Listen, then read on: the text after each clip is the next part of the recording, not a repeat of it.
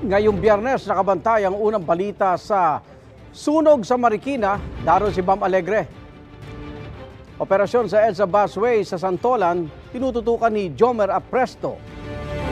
Sitwasyon sa Ilocos Norte, ngayong may El Nino, mula kay Gab De Luna ng GMA Regional TV. Ilatag na natin ang mga unang balita ngayong umaga.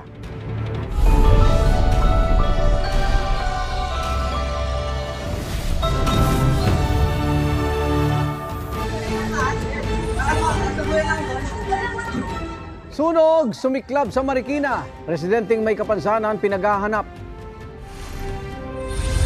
Bayan ng Solsona sa Ilocos Norte nagdeklara na rin ng state of calamity dahil sa epekto ng El Nino. Baka residente nagtsatsagang mag-igib para magkatubig. Pagpapabakuna, muli isinusulong ngayong World Immunization Week. Pertussis na isa sa mga sakit na kayang pigilan ng bakuna, tatalakayin sa UB Special Report. Mapa sana all sa maswerteng bata na pinadalhan ng mga regalo ni Queen Bee Beyonce. At Kuya Kim, reunited sa It's Showtime host na sina Jugs at Teddy.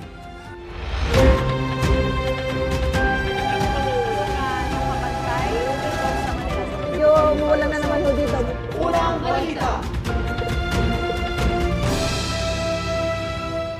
Kabilang na ang bayan ng Solsona sa Ilocos Norte sa mahigit 100 lugar sa bansa na isinailalim sa state of calamity dahil sa epekto ng El Nino. Live mula sa Ilocos Norte, may unang balita si Gab De Luna ng GMA Regional TV, 1 North Central, Luzon. Gab. Igan, problemado ngayon ang mga taga Solsona, Ilocos Norte sa supply ng tubig sa gitna ng mainit na panahon. Walang tubig sa mga gripo. Natutuyo na rin ang mga balon. Kabilang yan sa mga nararanasang problema sa supply ng tubig sa bayan ng Solsona sa Ilocos Norte dahil sa El Nino. Kaya isinailalim na ito sa state of calamity. Nasa 15 mula sa 22 barangay o mahigit 60% ng bayan ang pinaka-apektado ng dry spell. Para matulungan ng mga residente, araw-araw ang schedule ng Bureau of Fire Protection sa pagrarasyon ng tubig. Dahil parte po ito ng trabaho natin bilang isang bombero, lalo na po ngayong El Nino. Pumupunta po kami sa mga iba't ibang barangay para po mag-supply o magbigay ng tubig sa ating mga kababayan. Pila-pila ang mga residente ng Barangay Mariquet. Bit-bit ang kanilang mga balde at drums sa gitna ng mainit na panahon. Malaking tulong daw ang tubig na galing sa rasyon upang may magamit sa pang-araw-araw na pangangailangan ng tubig. Malaki talagang tulong, ma'am, kasi talagang kung wala rin silang supply na ganito at walang tubig sa may regasyon at saka sa ibang mga wala na rin. Napakahirap po ng sitwasyon dito sa Solsona kasi kahit kami po, ma'am, apektado rin po. Kaya wala na po kaming mapagkuhanan po ng tubig din. Doon na po kami sa irigasyon nagre-refill ng tubig. Sa buong bansa, mahigit 100 lugar na ang isinailalim sa state of calamity dahil sa epekto ng El Nino.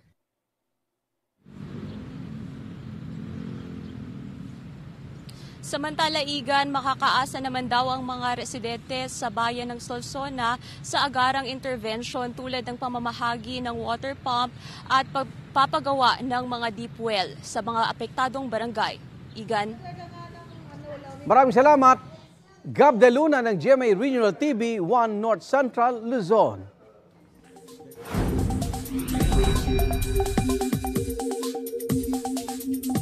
Magandang umaga mga kapuso, andito pa rin po ako sa Pantabangan dito sa Nueva Ecija, dito sa Intang Lake. At mga kapuso, kung makita nyo sa aking paanan, ito ang isa sa pinakamalalim na parte ng Intang Lake. At makikita nyo ay bitak-bitak na nga dahil po yan sa low tide at matinding init. At habang naglalakad ako kanina dito sa aking kinakatuyan, may nakita ko akong isang senyales ng epekto ng El Nino para sa Intang Lake at para sa mga taga Nueva Ecija.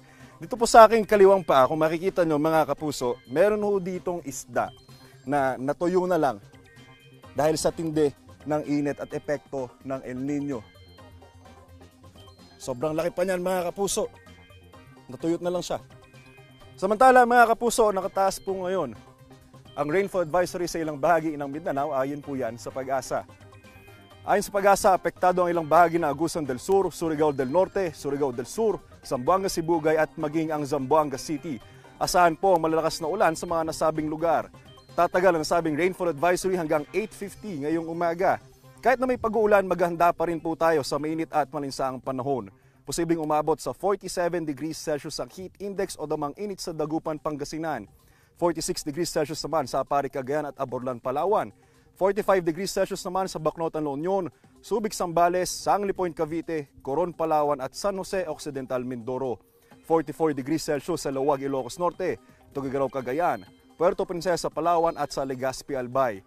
Posible namang umabot sa 43 degrees Celsius ang heat index sa Pasay City, Sinait, Ilocos Sur, Batac, Ilocos Norte, Etchagi, Isabela at Iba, Zambales. Gayon na rin po sa Muñoz dito sa Nueva Ecija, Tanawan, Batangas, Pili, Camarines Sur, Roas, Capiz at Dipolog, Zamboanga del Norte. Habang 42 degrees Celsius sa Quezon City, Tayabas at Alabat sa Quezon, Vera, Catanduanes, Iloilo City, Dumangas, Iloilo, La Carlota, Negros Occidental, Malaybalay, Bukidnon, Cotabato City, General Santos City at sa Butuan, Agusan del Norte. Para alam mga kapuso, ugaliin po nating uminom ng maraming tubig at umiwas po sa matinding init ng araw. Ako po si Anjo Pertiera. Know the weather before you go. Para mag-safe lagi, mga kapuso.